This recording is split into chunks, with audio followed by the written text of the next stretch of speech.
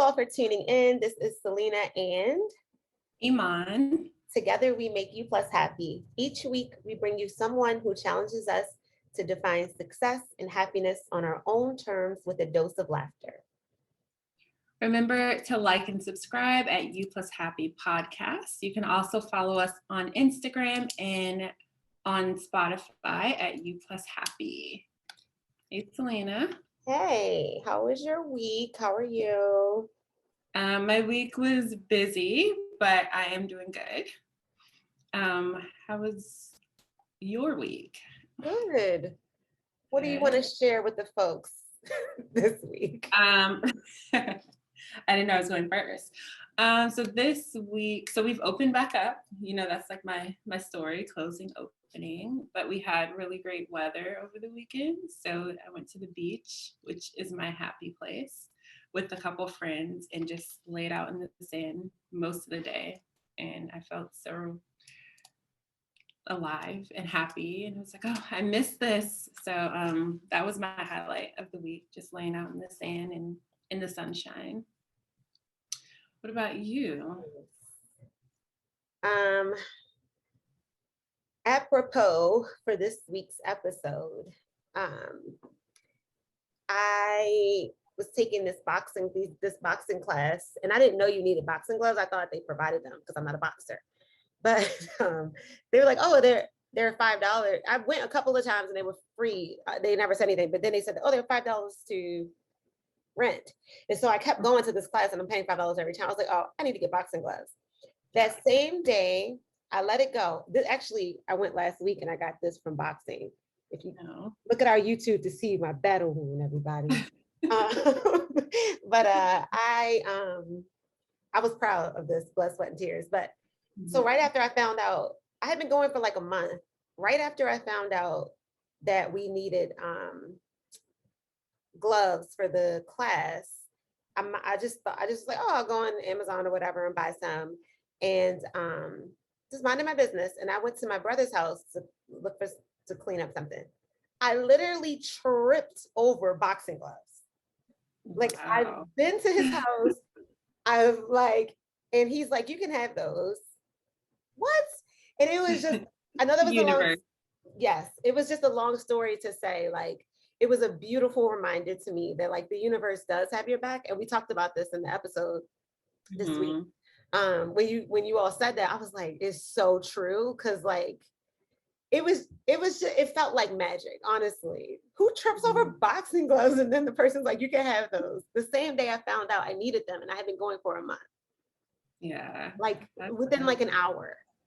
I was like, damn.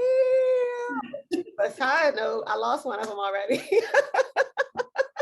do you lose a boxing glove? I was doing my side hustle and I was rushing and I picked something up out of the car and it fell and I didn't know till this morning. And the side hustle was like 40 minutes from me. I was like, I'm gonna drive back and get that glove. It's like, no, that's dumb.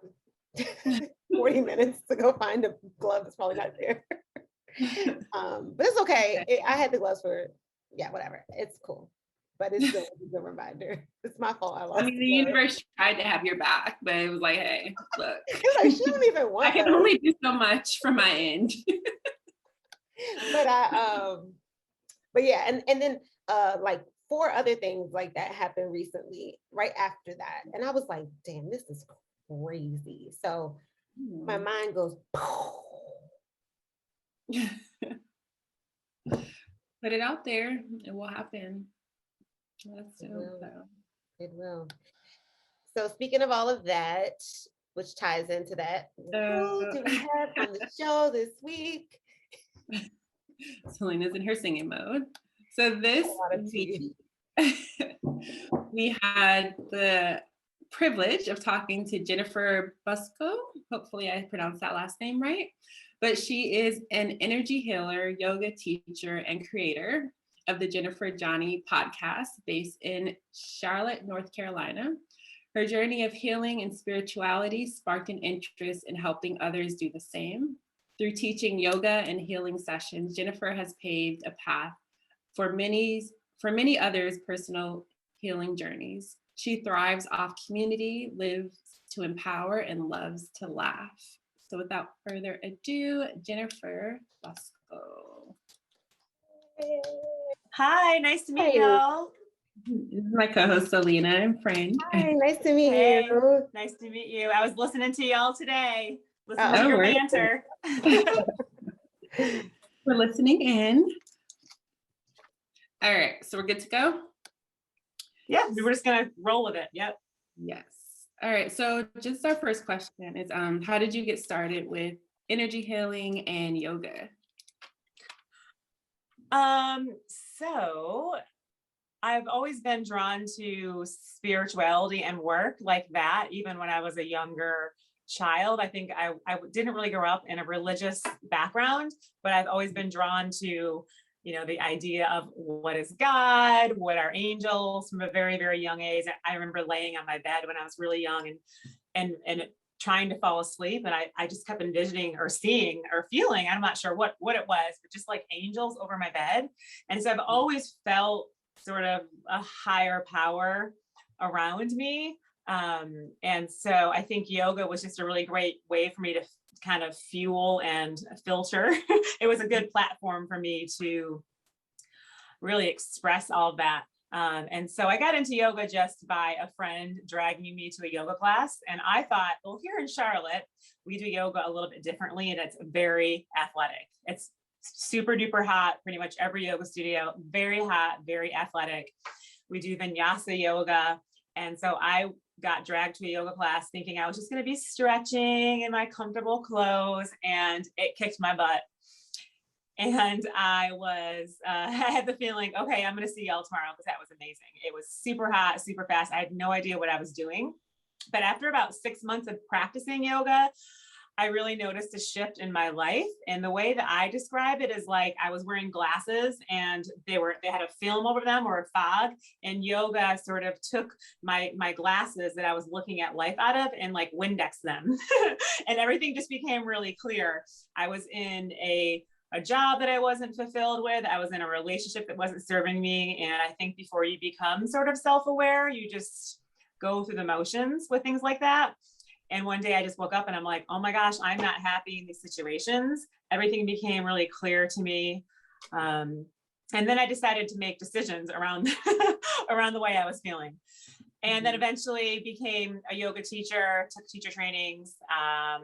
I've been teaching yoga since 2009, so for about 12 years now. And a lot of the natural progression with yoga teachers is you sort of fall into more of the healing spirituality realm. Not everybody, but it is a really natural progression, because as you start to practice yoga, the physical practice of yoga is only 1/5 of really what all of yoga is. So there's so much more. There's breath work, there's meditation, there's self-study, all that stuff. And so I think once you practice the gamut of yoga, the physical practice is really just one sort of leg or arm of it. And so I started to dive into more of the spirituality piece of mind, body kind of connection. That stuff really hit home for me. And for me in particular, I had a specific challenge in my life that really woke me up to understand the mind-body connection. Like, oh my gosh, your higher self can actually talk to you through your physical body. Mm-hmm. And so that really woke me up. I owned a yoga studio here in Charlotte with one of my best friends, and I could kind of sense that there was a little shift in the relationship there, and I could tell that something was a little bit off. And one night I was just sitting in my house, and I stood up, and my whole entire right side body went completely numb, like sciatica, like popcorn lightning, that feeling of like all the nerves. And I could literally not walk. I didn't fall. I didn't trip. I didn't work out extra hard that day. My body was just like, girlfriend, brace yourself. And then the next day I got the email with my business partner saying she wanted me out of the business. And so putting those two things together, I started going to healing sessions, and my healer was like, yes, that was your body's way to tell you to brace yourself. It was your body's way to ensure that you're actually going to feel this pain, because I grew up in a household where emotions weren't really done or felt really well or expressed. And so this particular challenge in my life really woke me up to tapping into my emotional body. But I was definitely, it was confirmed that your mind and your body and your higher self all have a total relationship with each other.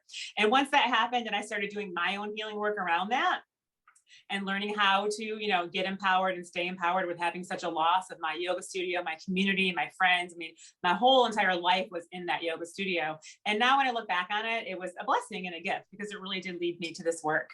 And then eventually it led me to doing my own energy healing trainings as well. So a lot of times in sessions, I actually combine like physical yoga with healing because some people are drawn to me because they think they want just a private yoga class, but then we end up talking and then it turns into, oh, honey, you need to set boundaries. You need to learn how to stay empowered. Let me give you some energy in your heart. So a lot of people don't really know why they're drawn to me, but typically it ends up being more of the deeper, intimate, spirituality type of work. Yeah. You said there was a shift in the relationship with your friend and your business partner with the yoga studio. Before your right side went numb, did you have any other, because you mentioned like we have physical things in our body that's all connected. Were there any was there anything else physical before, like any warning signs in your body before it went numb? No, there was not really. It was just, when you can feel that something's going on, especially with girls. I mean, we were best friends, business partners. Our kids were 10 days apart. We did our yoga teacher training together and no hard feelings towards her. We're all just humans operating from our own sort of wounds and stuff like that. But I could just sense, I could just feel there was something off. But at this time, I was really just a yoga teacher. I didn't really dive into my own self-worth. I mean, even going through yoga teacher training, it's a really, deep and personal training and practice, but the actual spirituality and going in and doing inner child work, I mean, that is a whole nother level. So I just could sense that something was off.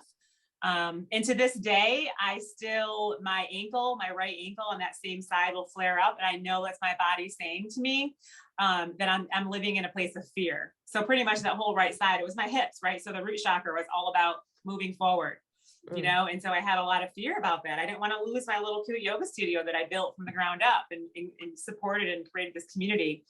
And so to this day, my higher self still talks to me through my right side, and I can feel when I get tight on that right side, and I can tell, okay, I think I'm sort of vibrating in more of a fearful place. So it's almost like these challenges and these pains that happen in these situations, you form this sort of spiritual vocabulary with your higher self, and it can put you in check. Like, hey girl, you're really vibrating a lot of fear. So we're going to give you a little inflammation in your ankle today. Wow. You mentioned a few turning points. When did you realize that you needed to take a different path than what was expected of you? In general? Whatever you want to, wherever your turning point with, I don't know, whichever one you want to talk about. I like that question. My mother's dream for me is to work in the post office because I'll have a 401k. Or to be a school teacher. And I hate kids. I mean, I love mine. I have one, but I'm not a kid person. I don't like babies. I just have one kid because I wanted to see what it was like to have a kid. But I'm a teacher, but not in that way. I'm more of a spiritual teacher. And so, like I said, my whole family is pretty much inside the box. They wish that I had all of the securities that go along with corporate America, but the thought of being in fluorescent lighting and sitting at a desk has never appealed to me personally. It has always felt like nails on a chalkboard. So I've always felt, honestly, like I've disappointed a lot of people. I've disappointed my family in that way. And I would say just in the last 5 or so years, it's been where I think that I've sort of created enough success, if you want to say that, supporting myself, doing what I love. And so finally, it's like, okay, I can pat myself in the back because my whole entire life, I never felt normal. Yeah. I always felt different. I always felt off. I don't have a college degree. I went to college, but it wasn't really, my parents didn't really support that. So I was like, well, if you don't care, I don't care. I'm just going to travel around the country and follow hippie bands. Yeah. I think a lot of us go through that when we want to go on a different path. And I think our family tradition, if we have like a traditional family, they just want us to be safe and they want us to do whatever they feel is safe in their mind. And in some regards, if you go into the corporate world, it is safer. You do have a 401k, you do have, absolutely. But you're also miserable if it's not for you. I'm not saying everyone that does that, but that's one of the things I have to remember when I want to do things that are different than the people I grew up around or my family. And that's something I wanted to bring to the listeners. Everyone's not going to understand what you're trying to do. And you just have to block that out and not let it sway you, because only you know what's best for you. And they don't know. they're not inside of you. They don't feel what you feel. And Yep. that's pushed me back so much, trying to fit into what someone else wanted me to be. You're just delaying it or making yourself miserable. Yeah, I agree. And I think, if you grew up in America and your ancestors, are from here, a lot of my grandparents, great grandparents, they were around during the Great Depression, where it was a scarcity mode and life was, you have to wait in line for a loaf of bread. And so those beliefs, if they don't get healed, they get passed down from parent to child. And so a lot of us in 2021 can be operating from these scarcity beliefs that aren't even necessarily ours, but what our country has been through, right, so many times, is that sort of war and depression and people are, like I said, they, losing their jobs and the stock market crash. All that energy is still alive if it's not healed. And so I think that's why a lot of, our parents want us to be safe. And I know it's a primitive thing to want your child to be safe, but I think in America, it's really pronounced because of what, just the stuff that we've been through. But I do think it's really important also, and this is what I hope I teach in my child, is I want my child to be safe, but really, and this is what I teach in my private sessions, is knowing what you feel. I mean, that sounds so cheesy to say and so basic, but a lot of people don't know what they feel. They're feeling what they think their parents want them to do, or what their parents feel, or what their husband feels, or their friends tell them they should be doing. But really getting to know yourself, self-awareness, self-study, to know what your emotions are, that's how you know what feels good and what doesn't. And I think for a lot of people, it's swampy waters. Mm-hmm. Yeah. A lot of people don't, I agree. A lot of people don't do that internal work. It's more of just kind of going through the motions, especially I feel like when you're in I need to make ends meet and that rat race, it's really hard to take a moment and really be like, wait, how am I feeling in this moment? So I think that's such a great point. And I'm wondering, like, when you did have to start from scratch with your yoga studio and like your practice and building up that community, what was some of the things that you did to kind of get back to a place where you're like, all right, I'm back on track and I'm doing what I want to do? Well, it's funny because this is, in these low times, we're always reminded that the universe supports and loves us, and it's like you're being pushed off a canyon, but at least for me, I've always been caught, by the universe. It always catches me and puts me where I need to be. So, the studio that I owned, was very small. It was really cute and boutique-y, but it was really small. And pretty much as soon as that, I moved on from that, I got picked up by a much larger studio to be a teacher. And then eventually I started leading teacher trainings there. So my teacher trainings at this new studio were way bigger than they would have ever been at the small space. And so I really think it was the universe's way of just telling me, like, if you really want to fly and spread your wings, you need to get out of this smaller sea and get into a bigger sea. So I was just kind of fell into a larger yoga studio and worked my way up and started leading trainings. And I feel like it was a great place to be. I mean, I still missed, I still had the emotions, right? The feelings of the grief and the loss and the betrayal and abandonment, right? But I was able to move on. And in Charlotte, the yoga is just so prevalent. So it wasn't that hard to find a new home studio. That's awesome. Was there a time, did I cut you off, Iman? Sorry. I was just going to say, it reminds me of, have you read, I think it's Gabby Bernstein, The Universe Has Your Back? Yes. Yeah, it reminds me a lot of kind of what you were saying, that in her book, she talks about how she has these moments where she falls and then, like, just like you said, the universe kind of catches her and it's like, all right, this is the direction you need to be heading. So I love that you've actually experienced that firsthand.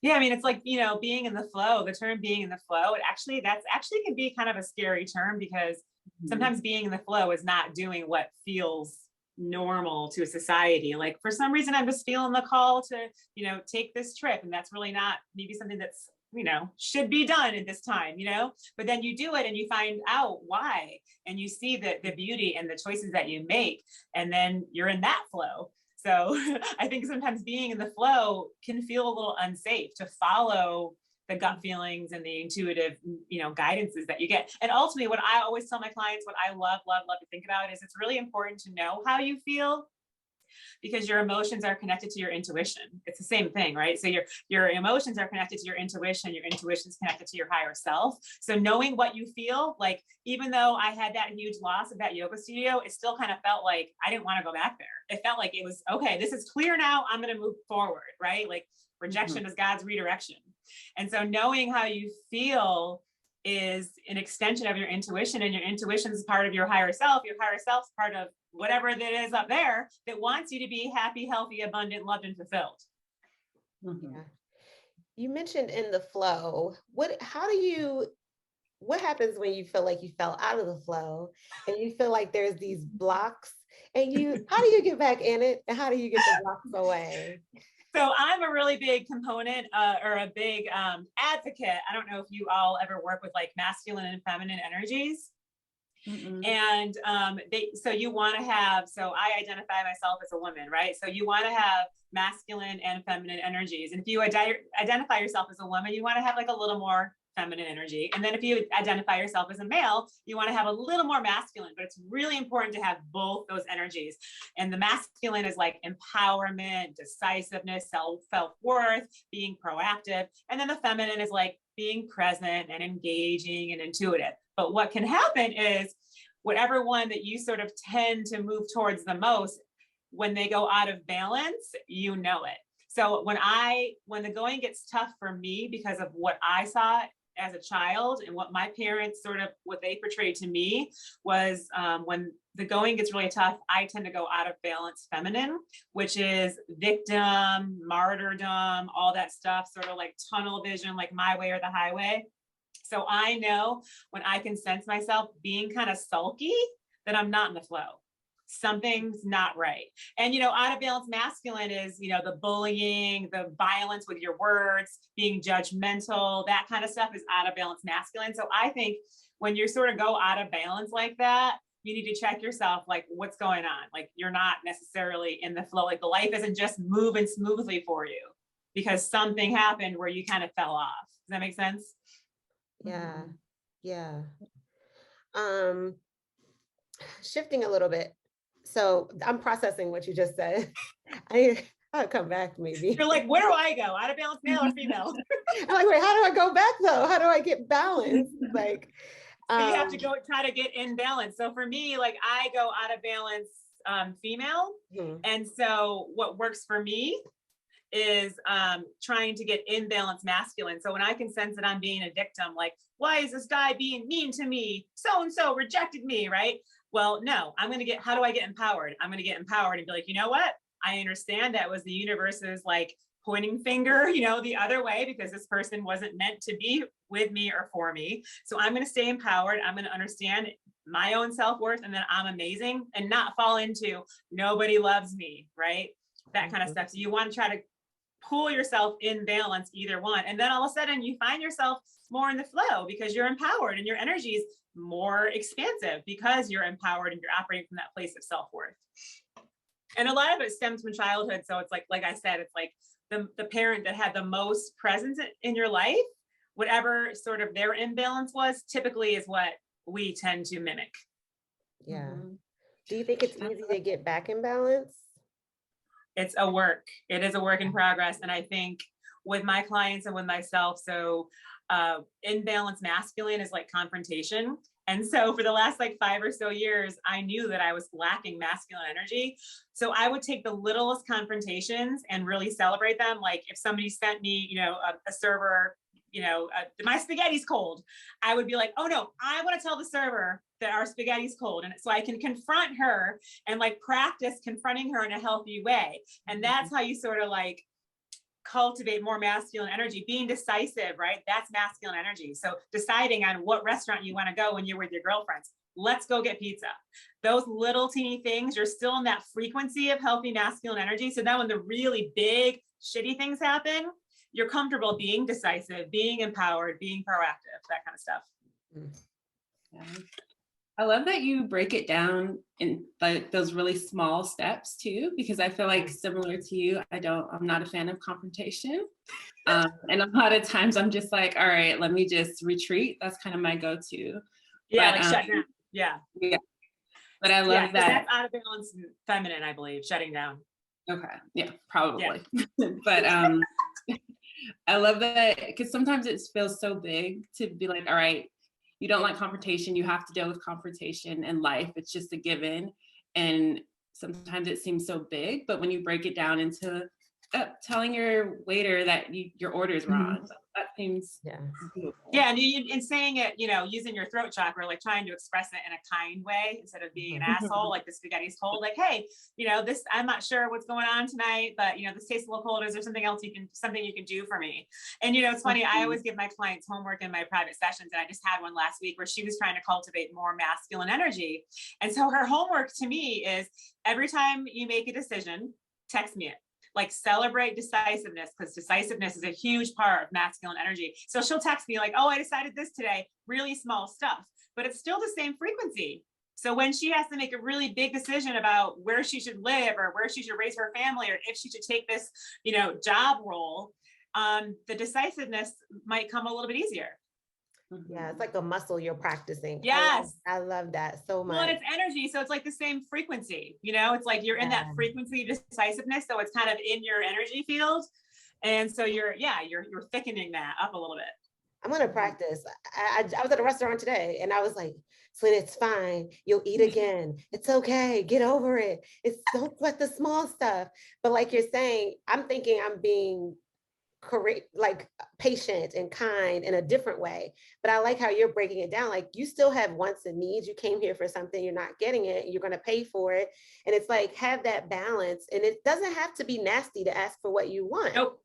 And what you're doing is by not confronting the server, it's a self-worth thing. So you're telling the universe that you're not valued enough to get what you ordered. Amen. Right. So you want to that's what setting boundaries is. Like a setting of boundaries, letting the universe know that you are valued and you are worthy. So something as basic as complaining or confronting a server about something that, that mattered to you, you're thickening your self-worth.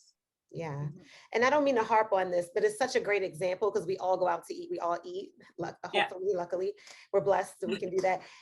But to say, would you also be out of balance if you're constantly finding stuff wrong? Like every time I go out to eat, something's wrong. And then this is wrong. Even if you're nice, but every time you go out, there's a problem too. That's like a whole nother ballgame. That's like somebody that's just isn't content. You know what I mean? That's like a whole nother, they're not content being happy. And, as humans, unfortunately, we are very comfortable being sick and poor and miserable. We're comfortable being miserable in relationships. We're comfortable stressing out about money.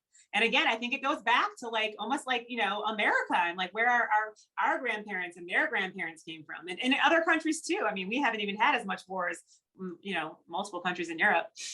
Yeah. Mm-hmm. Yeah. I just wanted to touch on that too, because I don't want anyone to listen, or even I wouldn't do this, but listen, oh yeah, I got to confront everything now.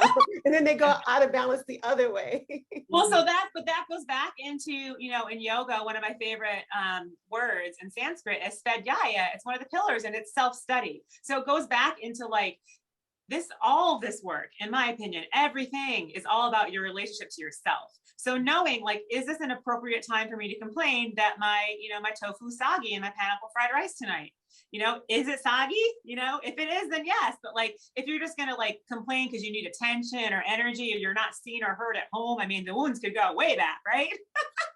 Mm-hmm. So it's really just knowing yourself, when is the appropriate time? Does it feel right for me to confront this? Am I really expressing my own, needs and wants, like you said, through this? And there's a way to do all of these things without coming off like an asshole, Yeah. Mm-hmm. Or just doing it to do it because of all the stuff that so many things we don't have time to touch. That's like energy. That's like energetic. In my opinion, that's like what my sister and I call, pardon my swearing, like an energy whore. It's like somebody that, they probably grew up and they weren't seen or heard. They were the youngest of 6 kids and nobody saw or heard them. So as they get older, that's their way of getting energy and attention. It's almost like that's their way of getting love in a way, is by complaining, because then they're getting the attention of everybody at the table and the server and the manager. Wow. I never thought about it. Yeah, I never. And I'm here all night. We're both like, I definitely know some, what did you call them? Energy whore. Yeah, I've come across some of those, but I've never I love that idea of thinking of it like the root cause of why that might be happening, as opposed Well, and that's to, where it's like, yeah, we're all operating out of our own wounds, and that's what's like a great way to have compassion for people, well, that person acted this and that person did this and they were mean. Well, they're just operating out of their own wounds. Every behavior, it's just a reflection of the relationship of the person that's doing the behavior. Like, how crazy is that? But then we learn through relationships. It's like, but that's how I'm learning, is through all these wounded people. Geez, there's so many layers to this. Yes. And it makes me feel so sad because I don't think, not in a bad way, but I don't think most people think I'm operating from a wound right now. They're like, no, this thing in front of me is the problem. And it's not even about that. But most people, I don't want to say most people, I don't speak for anyone. I would never even think, am I operating from one of my wounds right now? Or is this a real problem? I think it's is this really a problem, or am I operating from a wound? What's happening? Yeah, that's where it's like getting to know yourself. Like, is it something that's, triggered, like it's like picking a little emotional scab inside of you? Or do you need to like leave that situation? It can be external, right? Like somebody's super miserable in their job. That's happening for a reason, because the universe is telling them there's better for you. So we're going to make you miserable. Or are you miserable on the inside out and your job is actually amazing? And that's sort of like the work that I do with my clients and myself is, let's figure out, is it you or the outside world? Yeah. And then what to do with that. Yeah. You talk, and then you have the planets and the stars. Like I was in my, my unlovable wound all week, and I really had no reason to be. I just felt like very unlovable. I'm like, nobody loves me. Here I am. But also like astrology, right? There were some crazy like energies coming in this week, and the planets and the new moons, and that can also affect so much. So there's just so many components to why we feel the way we do and why we do these ebbs and flows. And we're animals. We're products of our environment. We respond to the full moons and the new moons, Yeah. And I think it's important to give ourselves, well, what do you think? Like remembering, even if you know all this stuff, it's not always going to be perfect. You're not, even, I don't care how many tools you have, like life is about ebb and flow, and remembering the thing that helps me the most is remembering this is going to pass.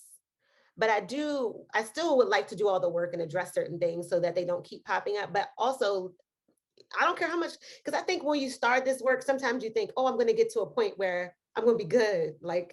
And that's not realistic. And I don't want to send that message. Like, there's always going to be something, but it's going to pass. And yes, 100%. Yeah. And my other favorite word, Sanskrit word in yoga, is aparigraha. And I love that word. It's really, the root of it is non-attachment, but like, if you break it down in like our terms, 2021, it's just understanding everything's temporary. Like you're saying, this too shall pass. This human body, this apartment I'm living in, that tree is going to die. Everything shall pass. But patterns don't heal themselves, right? So if you have like a pattern, a dynamic that's coming from you, from a belief, that doesn't heal itself. That needs to be worked on. So that's where it's like internal versus external.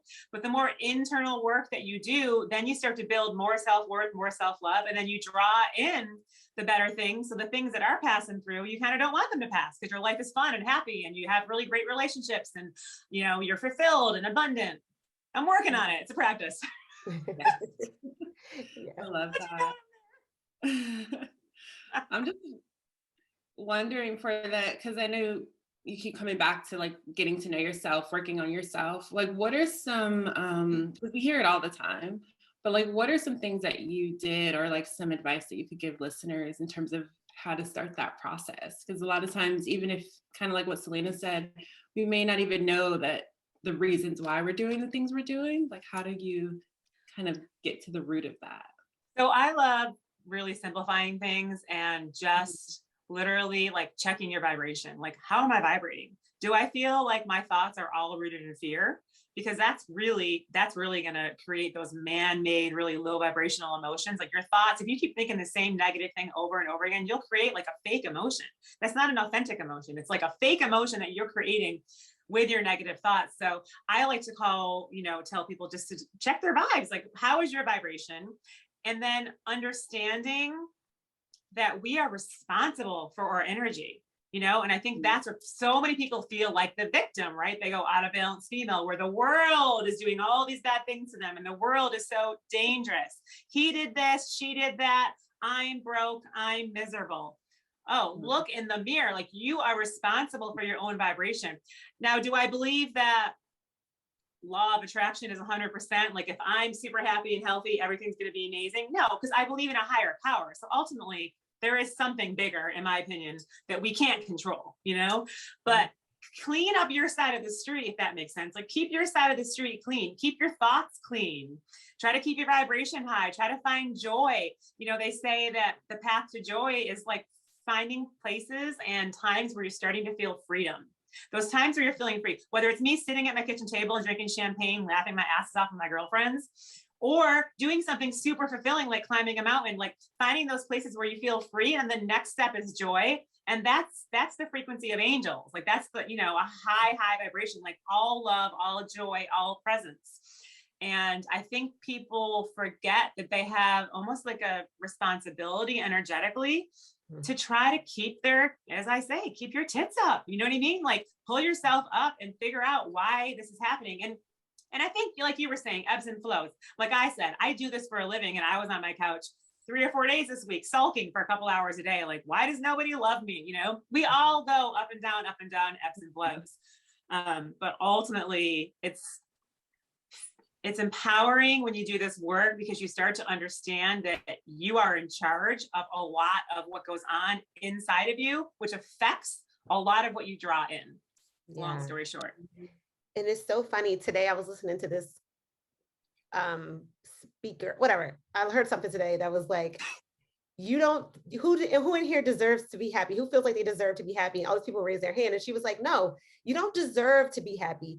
It's what is our, the Constitution, whatever says, like the pursuit of happiness. Like it's something to be pursued. You're not entitled to be happy, and sorry, it's just not the way it works.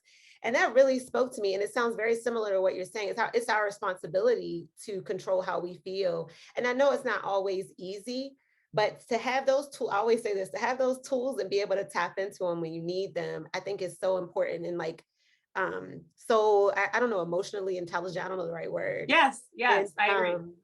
I laid on, like you said, you were on the couch yesterday. I was doing something for a project, and I laid on the floor. I was like, my life sucks, da, da, da. And literally like 60 seconds, I was like, that's enough self-pity. We're done with that.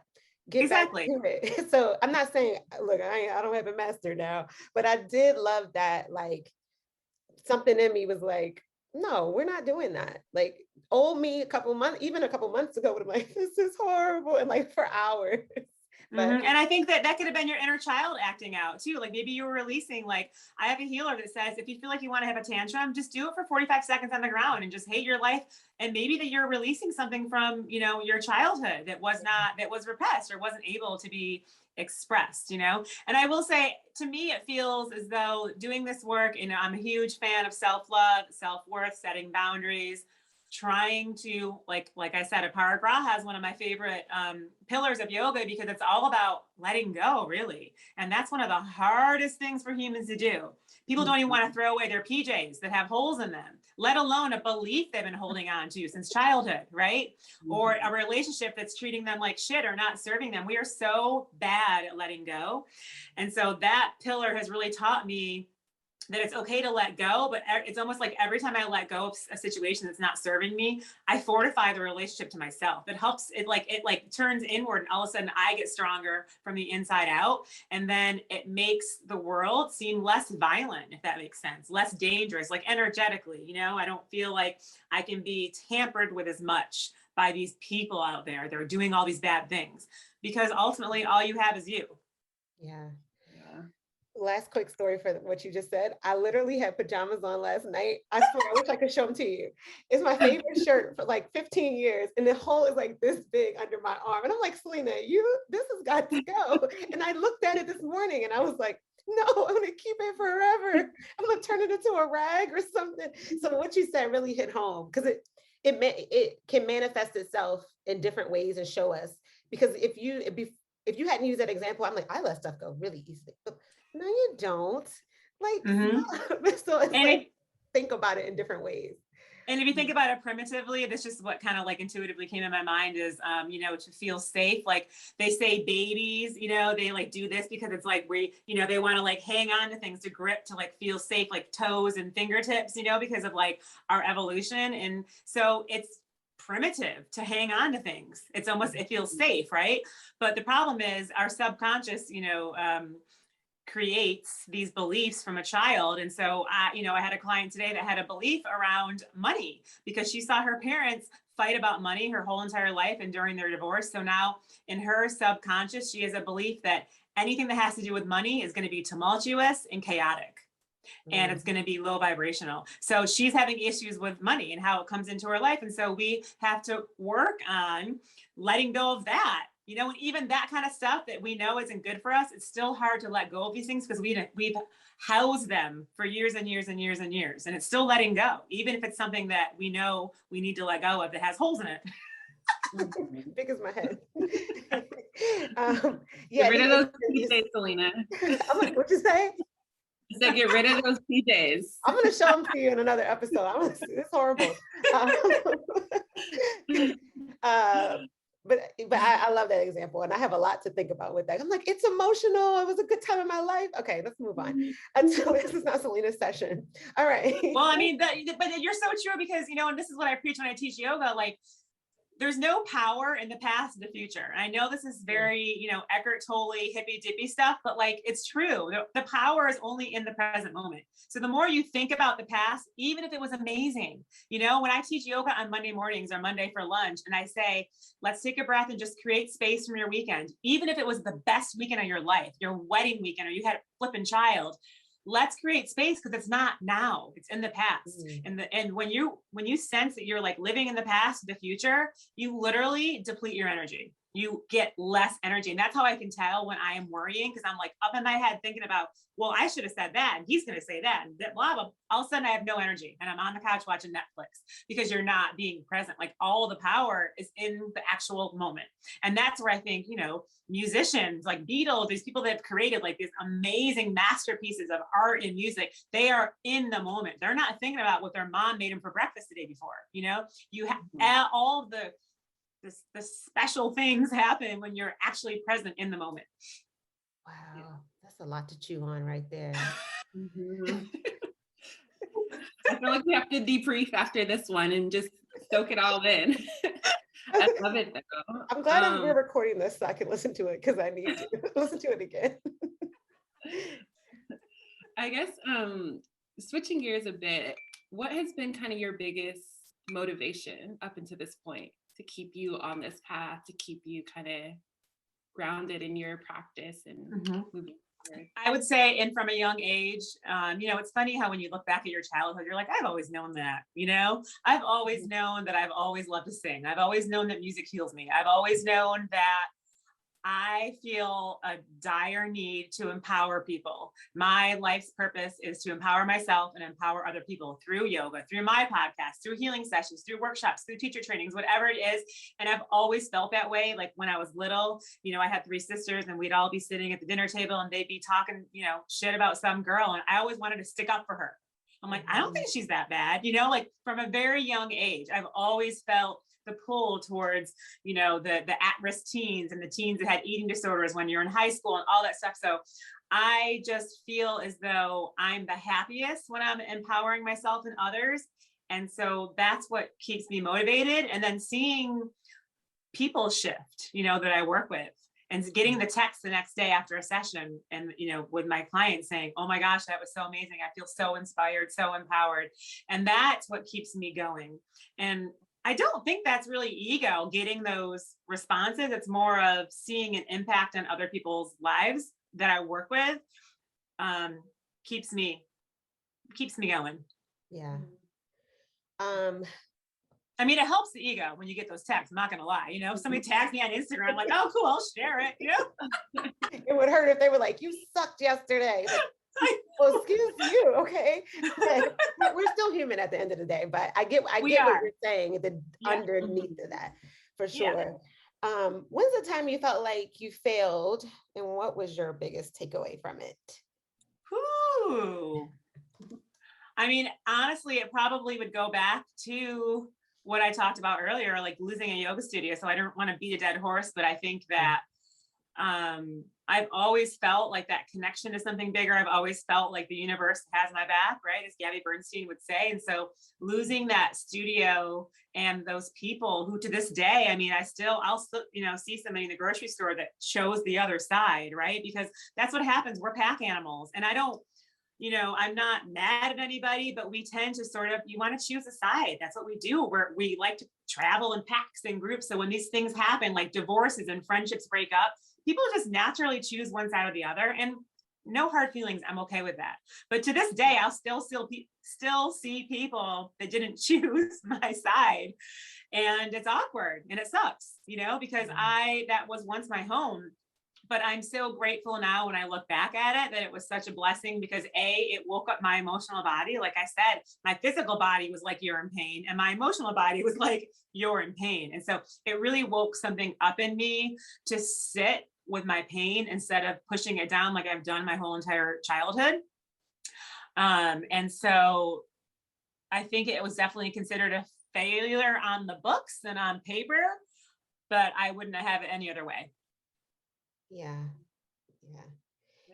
And how do you those people who chose the other side, I'm using quotations if you're listening, how do you not have I don't know if that resentment's the right word, but just not just let it go and not harbor that. So one other thing that I really believe in, and for some reason, I feel like I'm naturally good at this, and I don't know if it's just the healer in me, but my friends always tell me I try to practice being non-judgmental. And how do you be non-judgmental? And being non-judgmental is all about living in your heart, right? It's like compassion, being non-judgmental, and having that neutral. And it can be really hard, having that neutral perspective, oh, that's interesting, that person cheated on that person, but I have clients that will sit and talk to me and tell me everything because they know I'm not going to judge them. And so I really try to practice, of course, I'm still human, right? Mm-hmm. But I try to practice that sense of non-judgment, because you can't really control, you don't know, what the relationship is like from someone to their own self, right? I have no idea. So I just take it as that was, the way of the flow, and that person wasn't, was in my life for a season or a time and not anymore. And no, really, truly, I have zero hard feelings for anybody involved in that situation. You can still see people operating from pain and wounds. You know what I mean? Oh, that person's really being a judgmental person. That person's really defensive, right? Like a defensive person. It's just not pleasant to be around that person. But if you break it down, they're crying for love. They're being defensive because they don't feel safe enough to receive and give love. Yeah, I love that. It makes me think about a little bit of a tangent, but I'll connect it. So my background's social work, and I have a couple social work friends out here, and we went out to lunch with someone that was very much operating from a wounded place. But as a social worker, you don't want to feel like you're constantly being that therapist for them. Yeah. They're kind of listening and taking it in. But after lunch, and we all just felt so drained and depleted. And I feel like it's so true that you can tell when someone's operating from that, but it's also that balance of, okay, I don't want to be judgmental or feel like I'm being a therapist to you, but it also is very hard to, I think, be around that energy and not feel some type of drain. So how do you, in your healing space, how do you prevent kind of that? Well, I mean, in the situation you're talking friendship, I mean, yeah, I totally know it's a heavy feeling. And what I would do if that was a friend or an acquaintance that you were at lunch with, just kind of say a prayer. I really hope that they can, start to heal their wounds, or hope that they can have, cultivate enough self-awareness to start to work on that, because some people don't even have any idea that they're operating out of the wounds, and so I do think it can be a really heavy thing. And I think in sessions, I have energetic boundaries. So I always say a prayer where I honor my spirit, their spirit, the bigger spirit, and I clear myself, I clear them beginning and end. So I don't want to take anything, emotionally on, that they're holding on to. I don't want to take away their pain and then take it home with me, because that can happen, right? Yeah. Yes. So I'm really big into, setting those boundaries. But yeah, it's one of the best compliments that people can give me is I just love being around you. Like your energy is so good, because honestly, the way you feel around someone is everything, has everything to do with how much internal work they've done.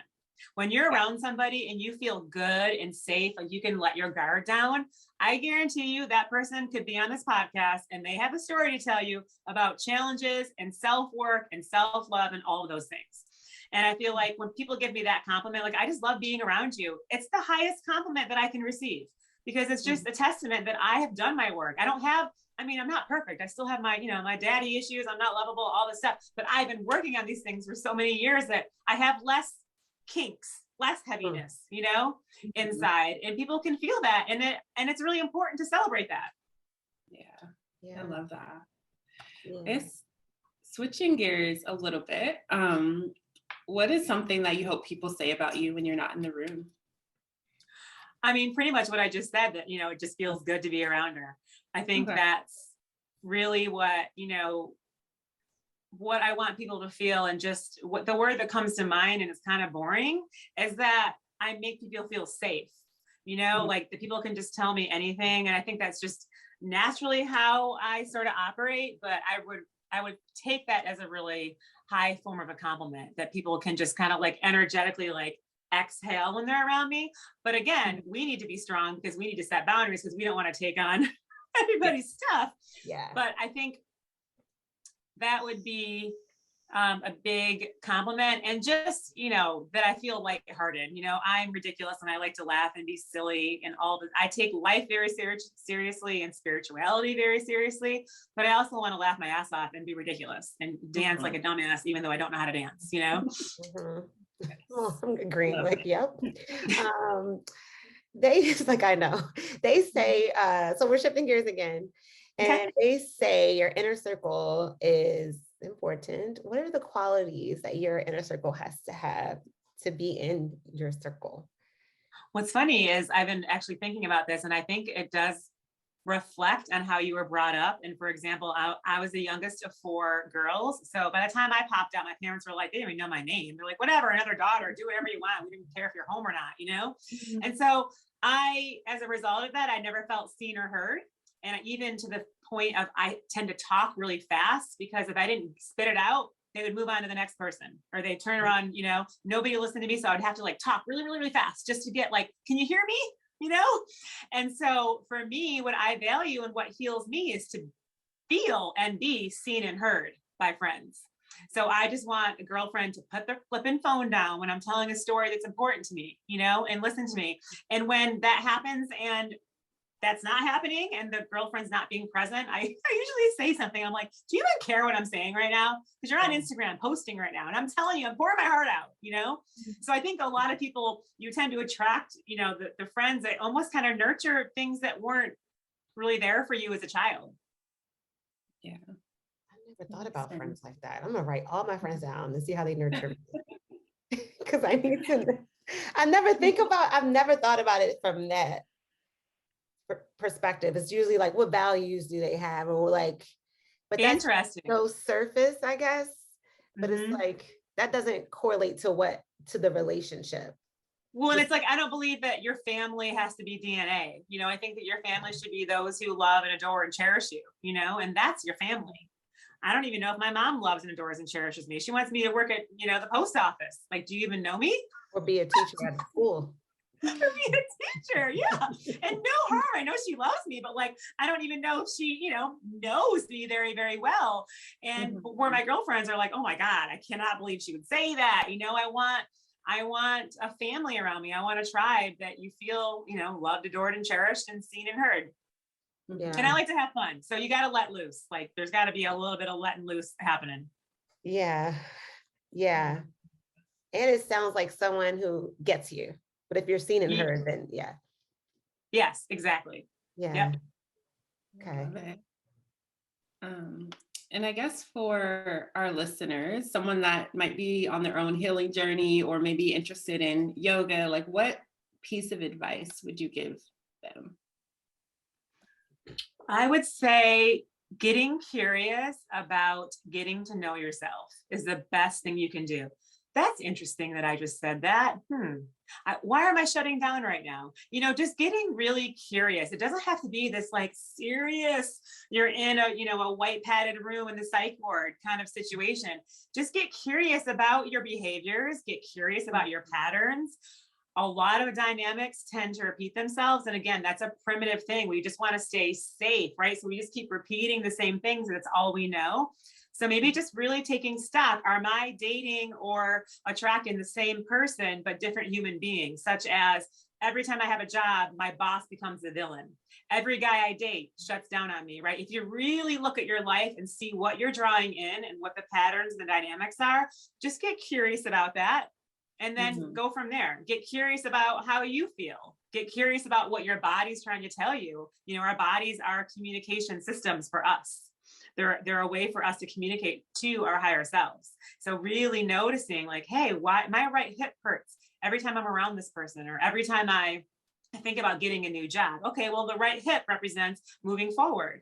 It represents, your masculine side. So just really getting curious about your relationship to yourself and what you're pulling in.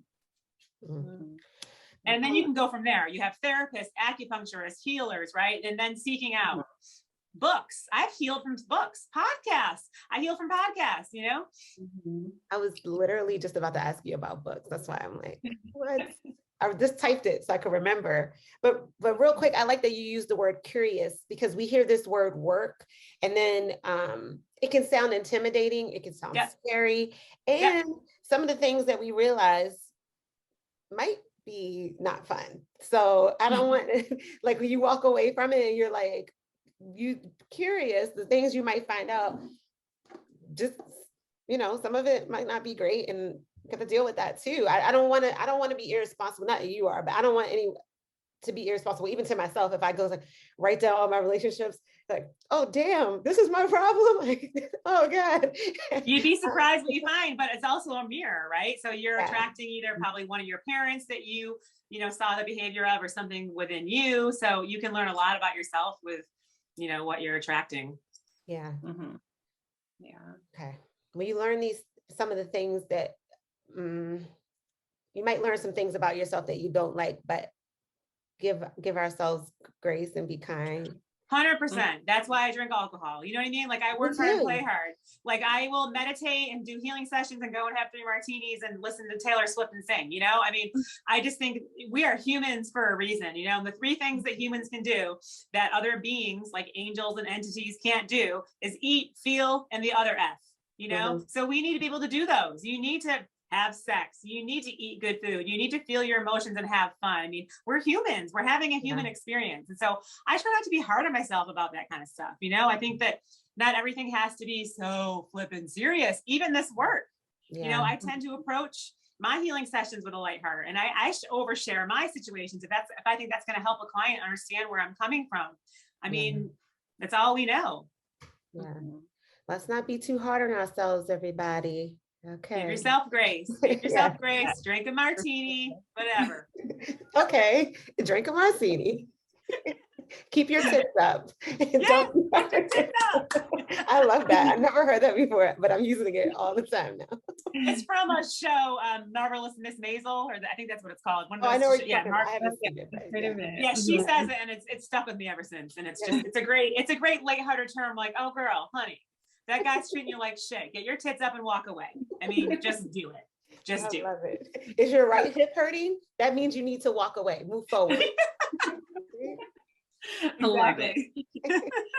Real quick, did you have any book? I'm sorry, Ma, go ahead. I was going to ask the same exact question. Okay. Yeah. Any book recommendations? Yes. I mean, I'm kind of basic. I love like all the Eckhart Tolle ones, like just like getting the present moment stuff is really, really big for me. And to be honest, I'm not a huge reader, and I study a lot of trauma. So I really, really loved, if there's anybody out there that studies trauma or works with trauma, Waking the Tiger changed my life. And that talks about how we're animals, and how animals in the wild deal with trauma sort of more properly than humans do, and how we comparing sort of like the primitive way to deal with trauma versus how the humans deal with it, and talking about the energy of it. And this book was written like a long time ago, I think in the 80s, but that really changed my life. So it's not a hip and cool book at all, but if anybody out there is into trauma, Waking the Tiger is great. And then also The Body Keeps the Score by Bessel van der Kolk. That's all about where your body holds on to things, and how your body, if you don't let things move through you, if you don't feel those emotions, if you don't shake off the trauma, it gets stored in your body. And that's when your body becomes at dis-ease. That's it. That's where cancers and all these really, all these autoimmune diseases that nobody can diagnose on what the root cause is. All of those things are, stored and stuck traumas and emotions. Okay. So I'm really big into that. But I do love podcasts, and I listen to Marie Manuchehri. She is a medical intuitive based out of Seattle, Washington. So she is pretty much my teacher right now. I listen to her podcast, and she answers phone calls. People call in, she does readings, and she's a medical intuitive, and I've learned a ton from her. So I don't really have any hip and cool books, but that's what I got. Thank you. Love it. What was the last person, the podcast that you said? What was her name? So it's Marie Manuchehri. It's Manuchehri, something like that. And she's a medical intuitive. So people call in and she instantly reads their energy. And you think it'd be kind of boring to hear about other people's shit, but you'd be surprised how a lot of the problems are the same across the board. We all have very similar, suffer from migraines. Okay, that means that you're overwhelmed and you're blocking your intuition. Oh, I've had a migraine, so people call in and you learn so much about yourself just by hearing other people's issues and ailments. Yeah. Love it. Wow. Yeah. Iman and I love podcasts, so we're definitely going to check that one out, even though no one asked. All right. So we're up on our time.